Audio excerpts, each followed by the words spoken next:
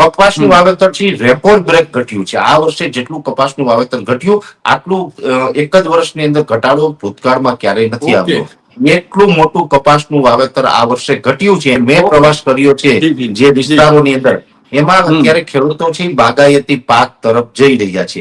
બાગાયતી પાકની અંદર પણ વધારે વાવેતર છે દાડમના ઝાડનું વાવેતર થઈ રહ્યું છે. પણ હવે મહત્વની વાત એ છે કે અત્યાર સુધીમાં જે વાવેતરો થયા છે એમાં સૌથી વધારે વાવેતર મગફળીના પાકનું થયું છે. શેરડીના બગીચાઓ છે અત્યારે ધીમે ધીમે ખેડૂતો છે એને કટિંગ કરી રહ્યા છે, ઝાડો કાપીને ખેતરો ખુલ્લા કરી રહ્યા છે અને લાખોની સંખ્યામાં વૃક્ષો અત્યારે આંબાના ઝાડ છે કપાઈ રહ્યા છે. આ પણ આપણા પર્યાવરણને ક્યાંય ને ક્યાંય નુકસાન કરે એટલે એ પાછા ચિંતાના સમાચાર. છેલ્લા 3-4 દિવસથી મેઘરાજાએ એકંદરે વિરામ રાખ્યા બાદ અષાઢના આરંભ સાથે ફરી સચરાચર મેઘમહેરનો પ્રારંભ થઈ ગયો છે. 53 વર્ષ બાદ ભારે વરસાદને કારણે ઉત્તર ગુજરાતમાં તબાહીના દ્રશ્યો જોવા મળ્યા. ત્યારે મધ્યપ્રદેશ ઉપર બનેલ સાયક્લોનિક સર્ક્યુલેશનના કારણે આજે અષાઢી બીજના દિવસે ભારે મેઘમંડાણને લઈ ગુજરાતના અનેક જિલ્લાઓમાં એલર્ટ જાહેર કરવામાં આવ્યું છે. સાથે જ હવામાન વિભાગ દ્વારા આગામી દિવસોમાં ભારે વરસાદની આગાહી કરવામાં આવી છે.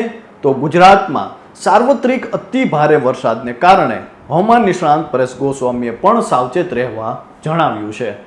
નમસ્કાર, હું છું કૃપાલસિંહ જાડેજા અને 2025માં જે પ્રકારનો વરસાદ જોવા મળી રહ્યો છે તેની વાવણી પર શું અસર થઈ છે અને આ વર્ષે કયા પાકનું વાવેતર સૌથી વધુ અને કયા પાકનું વાવેતર સૌથી ઓછું થયું છે તેને લઈ હવામાન નિષ્ણાંત પરેશભાઈ ગોસ્વામી સાથે વાત કરવી છે. તે પહેલા અષાઢના આરંભ સાથે જ ગુજરાતમાં ફરી અતિ ભારે મેઘમંડાણની આગાહીને લઈને વાત કરીએ.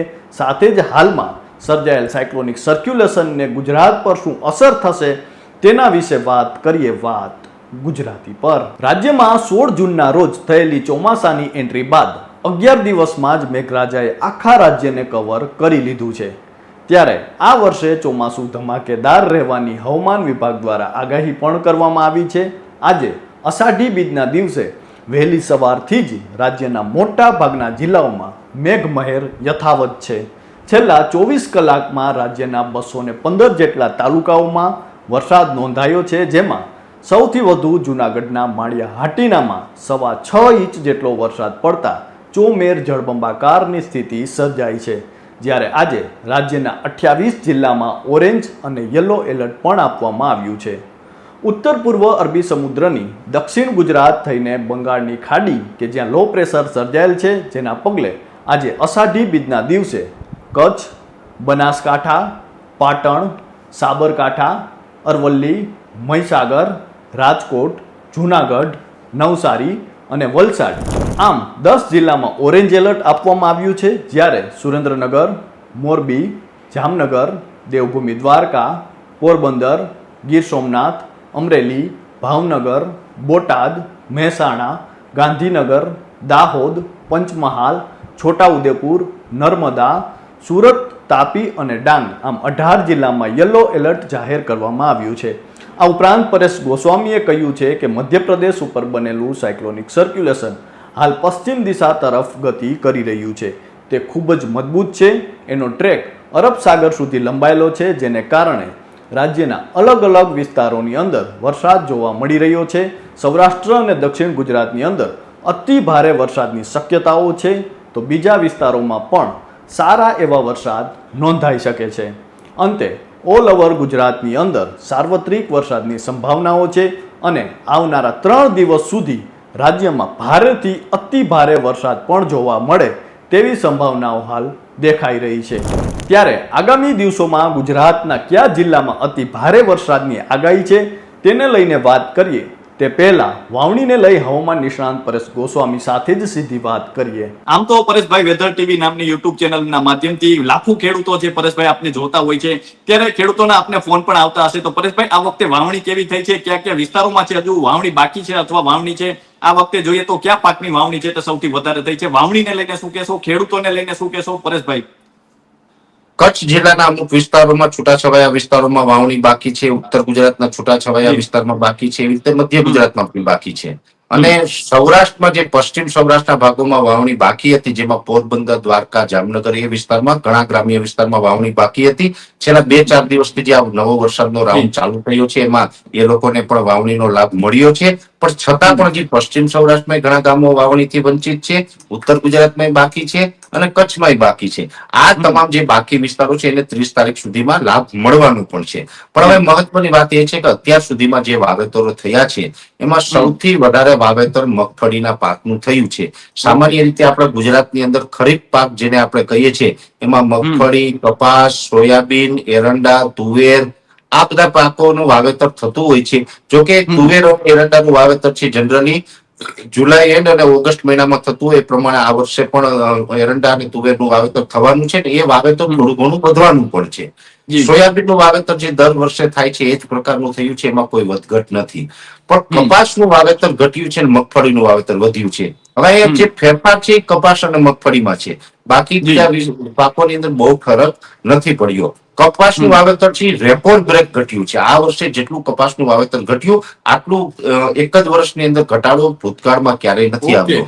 એટલું મોટું કપાસનું વાવેતર આ વર્ષે ઘટ્યું છે અને જેટલું કપાસનું વાવેતર કૃપાલસિંહભાઈ ઘટ્યું એટલું સામે મગફળીનું વાવેતર વધ્યું છે. એટલે કપાસનું વાવેતર ઘટ્યું અને મગફળીનું વાવેતર વધ્યું. આટલું આપણે ક્રોપ પેટર્નની અંદર અત્યારે ફેરફાર થયો છે. આનાથી વિશેષ કોઈ મોટો ફેરફાર નથી, આ ચોક્કસથી કહી શકાય. પરેશભાઈ, આપ તો વર્ષોથી ખેડૂતો સાથે જે રીતે જોડાયેલા છો ને આપ ગામડે ગામડે જતા હો છો. હળવદ, સુરેન્દ્રનગરના ગામડાઓમાં હમણાં આપે એક મીટિંગ કરી હતી. તો અત્યારે જોઈએ તો ખેડૂતોમાં કોઈ ટ્રેન્ડ બદલાઈ રહ્યો છે. આપણે જોઈએ તો સતત વાવણીમાં છે. દર વર્ષે આપણે જોઈએ જે ટ્રેક જોવા મળતો હોય છે, ખાસ કરીને કપાસ અને મગફળીનું વાવેતર હોય તો એમાં કોઈ બદલાવ જોવા મળી રહ્યો છે હવે ધીરે ધીરે? બદલાવમાં તો એવું છે, તો કપાસ ઘણા સમયથી આપણા ગુજરાતમાં વવાતો હતો, પણ એ કપાસની અંદર ફરક એ પડ્યો છે કે એક તો સતત એનું ઉત્પાદન ઘટી રહ્યું છે, પ્રોડક્શન બહુ ઓછું આવી રહ્યું છે. એમાં અનેક કારણો જવાબદાર છે. હવામાન પણ અનુકૂળ નથી રહેતું, અમુક વર્ષોથી વધારે પડતા વરસાદો પડી જાય, અતિવૃષ્ટિ થઈ જાય, ક્યાંય સૂર્યપ્રકાશની જરૂર હોય ત્યારે સૂર્યપ્રકાશ પાકને નથી મળતો. ઘણા બધા કારણ છે અને જમીનો પણ ધીમે ધીમે હવે બદલાઈ રહી છે. જમીનનું પીએચ લેવલ બદલાઈ રહ્યું છે. અત્યારે સેન્દ્રીય કાર્બન છે એ ગુજરાતની અંદર ચિંતાજનક ઘટી રહ્યું છે. આ જે જમીનની ફળદ્રુપતાઓ ડાઉન થઈ રહી છે એના કારણે પણ પ્રોડક્શન ઓછું આવી રહ્યું છે. અને બીજો મહત્વનો મુદ્દો છે કપાસની અંદર યોગ્ય ભાવ, માર્કેટની અંદર ખેડૂતને કપાસની અંદર યોગ્ય ભાવ નથી મળી રહ્યા. એટલે એ પણ એક કારણ છે. એને કારણે પેટર્નો ચેન્જ થતી હોય ને આવું તો વર્ષો સુધી ચાલ્યું આવતું હોય છે. હવે આમ જોવા જઈએ તો ભવિષ્યમાં કદાચ એવું બને કે કપાસના સારા ભાવ મળતા થાય તો ફરીથી પાછા ખેડૂતો કપાસ ઉપર આવશે. પણ મહત્વનો મુદ્દો એ છે કે તમે જે હળવદ હોય અથવા તો જે સુરેન્દ્રનગરની જે વાત કરી છે, આ વર્ષેથી અને આમ તો છેલ્લા 1-1.5 વર્ષથી સુરેન્દ્રનગર અને મોરબી જિલ્લાની અંદર બાગાયતી પાકનું વાવેતર વધી રહ્યું છે. જે મેં પ્રવાસ કર્યો છે જે વિસ્તારોની અંદર, એમાં અત્યારે ખેડૂતો છે બાગાયતી પાક તરફ જઈ રહ્યા છે. બાગાયતી પાકની અંદર પણ વધારે વાવેતર છે દાડમના ઝાડનું વાવેતર થઈ રહ્યું છે. એટલે દાડમનું વાવેતર છે વધી રહ્યું છે. ખેડૂતોને એક અપેક્ષા છે કે દાડમની અંદર પ્રોડક્શન પણ સારું લઈ શકીએ અને દાડમ છે એ જમીનમાં અનુકૂળ પણ છે. સુરેન્દ્રનગરની જમીનમાં એમાં દાડમનો પાક સારો એવો લઈ શકાય. હવે દાડમનું વાવેતર વધે એટલે સ્વાભાવિક રીતે દાડમની જે કલમ હોય છે એનું વાવેતર કરવામાં આવે એટલે 3 વર્ષ સુધી રાહ જોવી પડે. એ જે ઝાડ છે મિનિમમ 3 વર્ષનું થાય પછી ઉત્પાદન આપતું ચાલુ થાય છે ને પછી રેગ્યુલર એ પછી ઉત્પાદન આપતું રહેતું હોય છે. પણ દાડમનો પાક જે ખેડૂતોએ વાવેલો હશે એ આવતા વર્ષે પછી કઈ પાછું ફરીથી કપાસના ભાવ ઊંચા જાય તો વાવી શકવાના નથી. કેમ કે બાગાયતી પાક છે લોંગ ટાઈમ નો ક્રોપ છે. આજે મગફળી જે ખેડૂતોએ આ વર્ષે વાવી હશે, કદાચ આવતા વર્ષે કપાસ વાવવું હોય તો એના માટે ઓપ્શન છે. આવતા વર્ષે મગફળી નહીં વાવે, એ કપાસ વાવી શકશે. પણ એક વખત દાડમનું વાવેતર થઈ ગયું છે તો દાડમ પછી ઝાડ છે ખર્ચો કરીને એને વાવેલા હોય તો 1 વર્ષમાં દાડમ કઈ ખેડૂતો કાઢવાના નથી ને દાડમની જગ્યાએ કપાસ કરવાના નથી. જે વિસ્તારોમાં દાડમનું વાવેતર વધી રહ્યું છે ત્યાં પછી આપણે હવે કપાસ આવતા વર્ષે કે 1-2 વર્ષમાં થાય તેવી અપેક્ષાઓ રાખવાની નથી. પણ એના ફાયદા 2 છે. જો કે દાડમની અંદર સારું પ્રોડક્શન મળે, સારા ભાવ મળે ને ખેડૂતોને ફાયદો થાય તો આપણે બધા રાજી છે કે ભાઈ ખૂબ સારી વાત છે કે ચલો દાડમની અંદર ખેડૂતો કમાણા છે. પણ મહત્વનું એ પણ છે કે આર્થિક રીતે તો ફાયદો કરાવશે પણ દાડમના ઝાડ વવાય છે નથી. હું વ્યક્તિગત ખુશ એટલા માટે છે કે આપણી પ્રકૃતિ છે ને એને પણ ફાયદો થશે કેમ કે વૃક્ષો વધશે. ખેડૂત ભલે દાડમનું પ્રોડક્શન કરવા માટે થઈને વાવેતર કરે છે પણ દાડમનું ઝાડ છે તો એક પ્રકારે મોટું ઝાડ થાય છે, વૃક્ષોની સંખ્યા વધે છે, ટેમ્પરેચર ડાઉન કરવામાં ઘણું બધું મદદ કરે, ઓક્સિજન જનરેટ કરવામાં મદદ કરે છે અને અનેક રીતે આપણે પર્યાવરણને ફાયદો કરશે. એટલે બાગાયતી પાકો વવાતા હોય તો એ સારી વાત છે. સુરેન્દ્રનગર જિલ્લામાં દાડમનું વાવેતર વધે છે, પણ એની સામે ચિંતા બીજી એ ઉભી થાય, ગીર સોમનાથ, જુનાગઢ અને અમરેલી જેવા ભાગો છે કે ત્યાં કેસર કેરીનું વાવેતર છે. કેસર કેરીના બગીચાઓ છે, અત્યારે ધીમે ધીમે ખેડૂતો છે એને કટિંગ કરી રહ્યા છે, ઝાડો કાપીને ખેતરો ખુલ્લા કરી રહ્યા છે અને લાખોની સંખ્યામાં વૃક્ષો અત્યારે આંબાના ઝાડ છે એ કપાઈ રહ્યા છે. આ પણ આપણા પર્યાવરણને ક્યાંય ને ક્યાંય નુકસાન કરે, એટલે એ પાછા ચિંતાના સમાચાર છે. એટલે મેં આપને જણાવ્યું સુરેન્દ્રનગર જિલ્લાથી સારા સમાચાર છે પ્રકૃતિ માટે, તો ગીર સોમનાથ, અમરેલી અને જુનાગઢમાંથી પ્રકૃતિ માટે માઠા સમાચાર છે. એટલે અલગ અલગ વિસ્તારોની અંદર, અલગ અલગ મલકની અંદર અલગ અલગ જે ખેડૂતો છે નવા નવા પ્રયોગ કરતા હોય છે, એમાં આ દરેક જગ્યાએ આ પ્રકારના પ્રયોગો અત્યારે થઈ રહ્યા છે. તો આ હતા હવામાન નિષ્ણાંત પરેશભાઈ ગોસ્વામી. પરેશભાઈ વાવણીને લઈને આપણી સાથે વાત કરી. હવે આગામી દિવસોમાં વરસાદની શું આગાહી છે તેને લઈને જો વધુ વાત કરીએ તો 28 જૂન એટલે કે આવતીકાલે રાજ્યમાં કચ્છ, સૌરાષ્ટ્રમાં વરસાદનું સૌથી વધુ જોર જોવા મળશે, જેમાં કચ્છ, મોરબી, દેવભૂમિ દ્વારકા, જામનગર, પાટણ, બનાસકાંઠા જિલ્લામાં ઓરેન્જ એલર્ટ છે અને સુરેન્દ્રનગર, રાજકોટ, બોટાદ, અમરેલી, ભાવનગર, જૂનાગઢ, પોરબંદર, ગીર સોમનાથ, મહેસાણા, સાબરકાંઠા, નવસારી, વલસાડ જિલ્લામાં યલો એલર્ટ જાહેર કરવામાં આવ્યું છે.